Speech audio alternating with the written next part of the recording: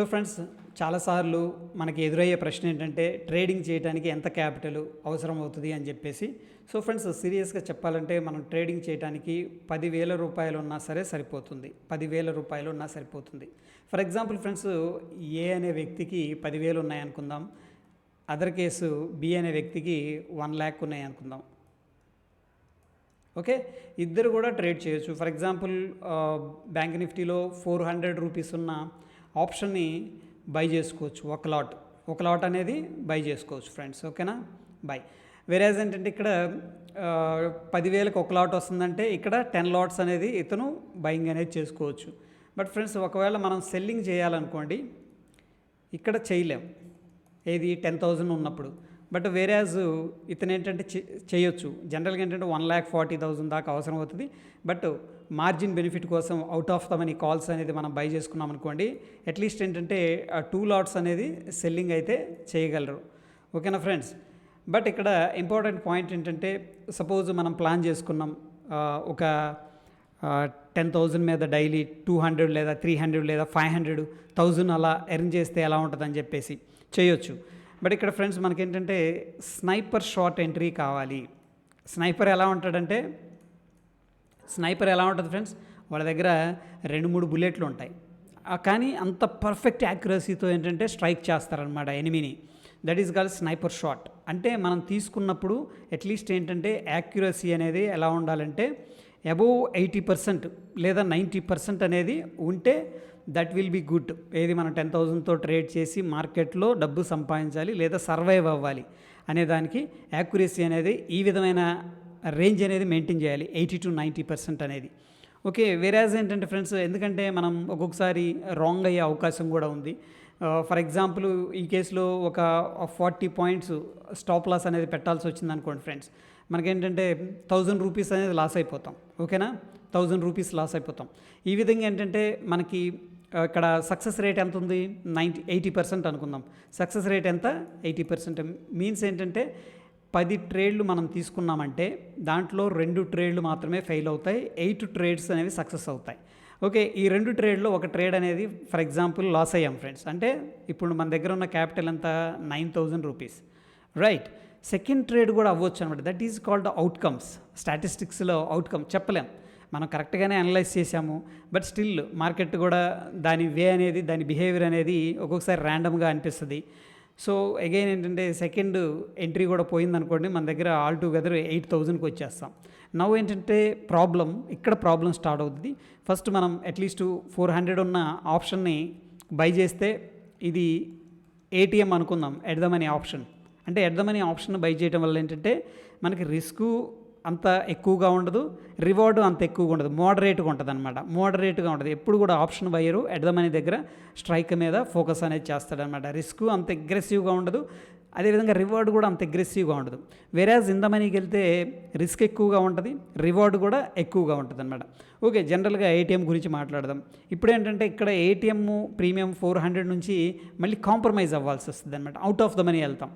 So out of the money వెళ్ళటం వల్ల ఏం ప్రాబ్లం వస్తుందంటే, ఫర్ ఎగ్జాంపుల్ ఏటీఎం దగ్గర మనం బై చేసామనుకో ఫ్రెండ్స్, ఎవ్రీ 100 పాయింట్స్కి బ్యాంక్ నిఫ్టీ మూవ్ అయితే మనకి 50 పాయింట్లు ప్రాఫిట్ అనేది వస్తుంది, ఒకవేళ మన డైరెక్షన్లో వెళితే. బట్ దూరంగా వెళ్ళామనుకోండి, అవుట్ ఆఫ్ ద మనీ వెళ్ళటం ఏమవుతుందంటే 100 రూపాయలు మనకి వెళ్ళినా సరే మనకి 30 రూపీస్ ప్రాఫిట్ మాత్రమే వస్తుంది.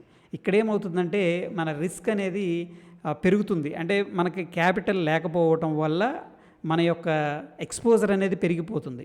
ఓకే, దిస్ ఈజ్ ఒక డైమెన్షన్ అనమాట. వేరేజ్ ఏంటంటే ఫ్రెండ్స్, ఇక్కడ క్యాపిటల్ ఉంది. ఓకే, సో ఇతను ఫర్ ఎగ్జాంపుల్ ఒక లాట్తో ట్రేడ్ చేస్తున్నారు అనుకుందాం. ఇతను లాస్ అయ్యాడు 1-2 ట్రేడ్లు. ఇతని సక్సెస్ రేట్ ఓన్లీ 70 అనుకుందాం, ఒక 10% తగ్గిద్దాం. బట్ స్టిల్ ఏంటంటే ఇక్కడ సర్వైవ్ అవ్వడానికి ఛాన్స్ ఉంది నెక్స్ట్ ట్రేడ్. ఎందుకంటే ఫ్రెండ్స్, ఇక్కడ ఆపర్చునిటీస్ అనేవి వస్తూ ఉంటాయి మార్కెట్లో. నెక్స్ట్ ట్రేడ్ ఎగ్జిక్యూట్ చేయడానికి ఏంటంటే కావాల్సినంత క్యాపిటల్ అనేది ఇతని దగ్గర ఉంటుంది అనమాట. ఆ కాన్ఫిడెన్స్ ఉంటుంది. అండ్ మోరోవర్ ఏంటంటే ఇక్కడ పోగొట్టుకున్నామన్న ఫియర్ ఇక్కడ ఎక్కువగా ఉంటుంది. ఎందుకంటే వెరీ లెస్ క్యాపిటల్. అందులో మెయిన్ ప్రాబ్లం ఏంటంటే మన డబ్బులు పోతున్నాయి అన్నది ఒక బాధ అయితే, నెక్స్ట్ ట్రేడు చేయలేమేమో అన్న బాధ అనేది దీంట్లో ఏంటంటే సైకలాజికల్గా ఏంటంటే మనల్ని డ్యామేజ్ చేస్తుంది అనమాట. వేరేజ్ ఇక్కడ ఇతను ఏంటంటే సక్సెస్ఫుల్గా ఒక 2-3 ట్రేడ్లు పోయినా, అంటే 1000 ఒక ఆపర్చునిటీ వచ్చినప్పుడు యాక్ట్ అవ్వడానికి ఆస్కారం ఉంటుంది. ఇది ఒక డైమెన్షన్ ఫ్రెండ్స్. ఓకే, సో ఇక్కడ క్యాపిటల్ అనేది కొద్దిగా ఎక్కువగా ఉంటేనే బెటర్ అనేది మనకి క్లారిటీ వచ్చింది. వెరాజ్ ఫ్రెండ్స్ సెకండ్ డైమెన్షన్ అనేది నేను మాట్లాడుతున్నాను. ఇక్కడ వచ్చేసరికి ఫ్రెండ్స్ మనకి ఏంటంటే రిస్క్ మేనేజ్మెంట్ అనేది ఇద్దరికీ ఈక్వల్గానే వర్కౌట్ అవుతుంది. ఫర్ ఎగ్జాంపుల్ ఫ్రెండ్స్, ఈ కేసులో ఏ అనే వ్యక్తి 10,000తో ట్రేడ్ చేశాడు. ఇతను కంప్లీట్గా ఇగ్నోర్ చేశాడు. ఇగ్నోర్ చేయడం అంటే ఫర్ ఎగ్జాంపుల్ 400 రూపీస్ ఉన్న ఆప్షను బై చేశాడు. 25 క్వాంటిటీ అనేది 10,000 అయింది. ఓకే, ఆర్డర్ పెట్టేసాం, లాంగ్ తీసుకున్న, మార్కెట్ బుల్లిష్ ఉంది, లేకపోతే నాలాంటి వాళ్ళు చెప్పారు, యూట్యూబ్లో చూశాడు, లేదా టిప్స్ ప్రొవైడర్ చేశారు, లేకపోతే టెలిగ్రామ్ ఫాలో అయ్యాడు, ఎనీహౌ ఏదైనా కావచ్చు, వాళ్ళ ఫ్రెండ్ చెప్పాడు, 10,000 ఇన్వెస్ట్ చేసాడు, ఆరామ్సే వదిలేసాడు. రిస్క్ మేనేజ్మెంట్ అనేది జీరో అనమాట ఇక్కడ. ఓకే, వదిలేసేసాడు. వెరాజ్ ఏంటంటే ఫ్రెండ్స్ ఇక్కడ ఇతనికి ఏంటంటే 10,000 లాస్ మ్యాక్స్. ఒకవేళ అది ఎక్స్పైరీ అనుకుందాం, ఎక్స్పైరీ రోజు అవుట్ ఆఫ్ ద మనీకి వెళ్ళిపోయి అతను అనుకున్న టార్గెట్ రాకపోతే జీరో అయిపోద్ది. ఓకే ఫ్రెండ్స్, బట్ వేరేజ్ ఏంటంటే ఇతను కూడా రిస్క్ మేనేజ్మెంట్ జీరో అనేది ఫాలో అయ్యి, ఓకే, అదేవిధంగా 10 లాట్స్ అనేది తీసుకొని, ఓకే, ఏదైతే మొత్తం ఉన్న 1 లాక్ని ఇన్వెస్ట్ చేసేసి ఇతను కూడా రిస్క్ మేనేజ్మెంట్ పాటించకుండా వెళ్ళిపోయాడు అనుకోండి, ఇది కూడా జీరో అయిపోద్ది అనమాట.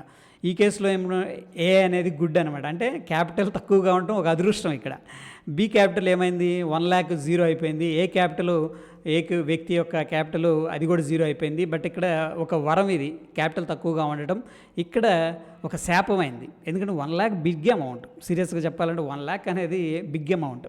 నార్మల్ రిటైలర్ గురించి మాట్లాడుతున్నాను అనమాట. Okay, so that is the reason ఏంటంటే ఎవ్రీ ఆస్పెక్ట్స్లో కూడా మనం ఫోకస్ చేయాల్సింది ఏంటంటే యాక్యురసీ ఎంత ఉంది. ఈ కేసులో హైయెస్ట్ యాక్యురసీ మెయింటైన్ చేయాలి. ఈ కేసులో కొద్దిగా తక్కువైనా పర్లేదు, బట్ ఏంటంటే ఇరువురు కూడాను రిస్క్ మేనేజ్మెంట్ అనేది ఫోకస్ చేయాలి.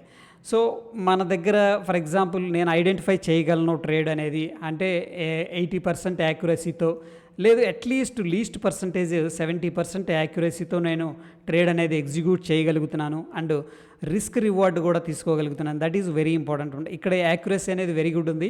ఇక్కడ వేరేజ్ ఏంటంటే 60% 70% ఉన్నా చెల్తాయి, ఎందుకంటే ఇతనికి క్యాపిటల్ ఎక్కువగా ఉంది కాబట్టి. బట్ ఇద్దరు కూడా రిస్క్ మేనేజ్మెంట్ అనేది చేయకపోతే వాళ్ళ క్యాపిటల్ అనేది జీరో అవ్వటం ఖాయం. ఓకే ఫ్రెండ్స్, ఎందుకంటే మార్కెట్ ఇస్తుంది అవకాశం 2, 3, 4 ఇస్తుంది, ఏది రిస్క్ మేనేజ్మెంట్ చేయనప్పుడు కూడా. ఎందుకంటే ఈరోజు ర్యాండమ్గా ఏదో ఒకటి బై చేసామనుకోండి, లక్ మీద పెరగవచ్చు 5%, 10%. But one day it will take మొత్తం కూడా ఇచ్చింది ప్లస్ మన దగ్గర ఉన్నది మొత్తం కలిపి తీసుకెళ్ళింది. దట్ ఈజ్ కాల్డ్ మార్కెట్ అనమాట. దట్ ఈస్ ద రీజన్ ఏంటంటే మార్కెట్లో 90% లూజర్స్ ఉంటారు.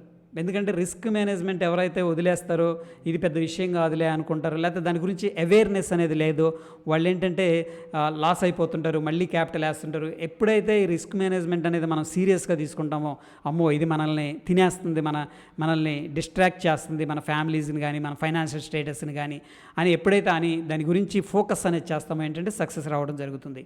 ఓకే ఫ్రెండ్స్, సో ఇక్కడ ఏంటంటే మనకి 80 to 70% అనేది యాక్యురసీ ఉంది, మీ దగ్గర రిస్క్ మేనేజ్మెంట్ సిస్టమ్ ఉంది. దెన్ ఏంటంటే 10,000తో కూడా మీరు చేయొచ్చు. This is called friends skill అంటారన్నమాట. If you have that skill, first focus on the skill ఉందనుకోండి, మనం ఏదైనా చేయొచ్చు.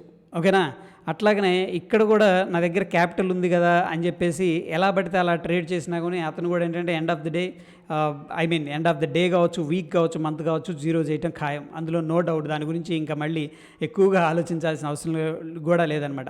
సో ఈ స్కిల్ అనేది కావాలి మనకి. మార్కెట్లో ఒక స్ట్రాటజీ కావాలి మనకి. స్ట్రాటజీ అంటే మీరు ఏం ఫాలో అవ్వాలనుకుంటున్నారు. నేనేంటంటే ఫ్రెండ్స్ రిజల్ట్ ఓరియంటెడ్ మాట్లాడతాను. ఓకేనా, సో ఒక్కొక్కసారి ఏంటంటే కొంచెం హార్డ్గా కూడా అనిపిస్తుంది మీకు. జనరల్గా ఏంటంటే కొంతమంది ఎంటర్టైన్మెంట్ కోరుకుంటారు. నేనంటే కొంచెం స్ట్రెస్ చేస్తాను ఇంపార్టెంట్ పాయింట్స్, లేకపోతే ఇలా అవుతున్నారేంటి అని చెప్పేసి కొంచెం స్ట్రెస్ చేస్తుంటాను. That is the reason. అంటే ఫస్ట్ ఏంటంటే దీని మీద ఫోకస్ అనేది చేయాలి. స్కిల్ అనేది ఉందనుకోండి 10,000తో ట్రేడ్ చేయొచ్చు. ఓకే, స్కిల్ లేదనుకోండి 10 కోట్లు ఇచ్చినా సరే ఇట్ విల్ బికమ్ జీరో. ఎందుకంటే ఐ హ్యావ్ దట్ ఎక్స్పీరియన్స్ అనమాట. నా దగ్గర హ్యూజ్ క్యాపిటల్ ఉంది. ఓకే, ఆ టైంలో స్కిల్ లేదు నా దగ్గర. హ్యూజ్ క్యాపిటల్ ఉంది, అంటే లోన్లు కానీ ఏదైనా కానీ ఎట్లా తిమ్మిని చేసి క్యాపిటల్ అనేది దగ్గర ఉంది. బట్ ఏంటంటే స్కిల్ లేదు. అందుకని నేను ఏంటంటే అవేర్ చేస్తానికి ట్రై చేస్తూ ఉన్నాను అనమాట. సో చాలామంది ఏంటంటే 10,000తో స్టార్ట్ చేస్తామని ఆలోచిస్తారు కదా. ఇదేంటంటే కంప్లీట్గా నేను ఇగ్నోర్ చేయమంటాను. First focus on the skill, focus on the method, process. ఏం ప్రాసెస్ ఫాలో అయితే నాకు సక్సెస్ వస్తుంది.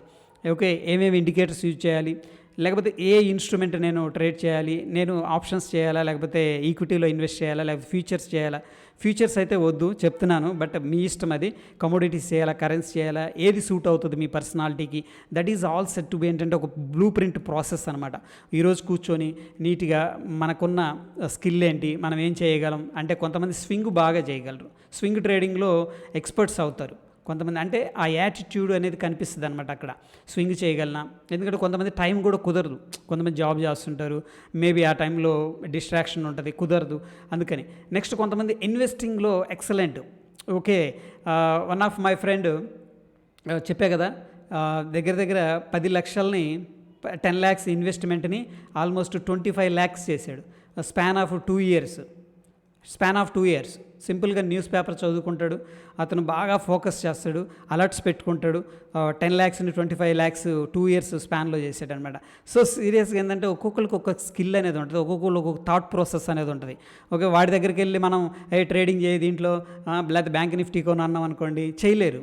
వాడికి అది నచ్చింది, వాడికి అది ఇంట్రెస్ట్, ఆ చదవటం కానీ, ఆ చార్ట్స్ చూసుకోవటం కానీ, ఓకే, ఆ ఫండమెంటల్స్ కూడా బాగా చదువుకుంటూ ఉంటాడు, అట్లా చేస్తుంటాడు అనమాట. అట్లాగనే ఇక్కడ ఈ స్కిల్ మీద ఫోకస్ చేసామనుకోండి friends, 10,000 10 lakhs it doesn't matter. So hope you understand what I'm trying to say అనేది. ఓకే, సో ఆల్ టుగెదర్ ఏంటంటే ఫ్రెండ్స్, ఇక్కడ నెక్స్ట్ ఎమోషనల్ బ్యాలెన్స్ కూడా వెరీ వెరీ ఇంపార్టెంట్. ఓకే, మన దగ్గర క్యాపిటల్ ఉంది, ఓకే, నెక్స్ట్ స్కిల్ ఉంది, emotional balance, దానికోసం ఏంటంటే మనం ప్రాక్టీస్ అనేది చేయాలి. ఎమోషనల్గా లెస్ స్టేబుల్గా ఉండాలి, ఎక్కువ స్టేబుల్గా ఉండాలి మార్కెట్లో ఉన్నప్పుడు. మార్కెట్ని బయాస్ లేకుండా చూడటం అనేది, ఇది కూడా అంటే డిఫరెంట్ యాంగిల్స్లో మార్కెట్ని మనం డీకోడ్ చేస్తూ ఉంటాం అనమాట. ఈ ఎమోషన్స్ వచ్చేసాయి ఒక్కొక్కసారి ఏంటంటే మార్కెట్ మూమెంట్ ఇస్తూ ఉంటుంది, మనకి టెంప్ట్ చేస్తూ ఉంటుంది.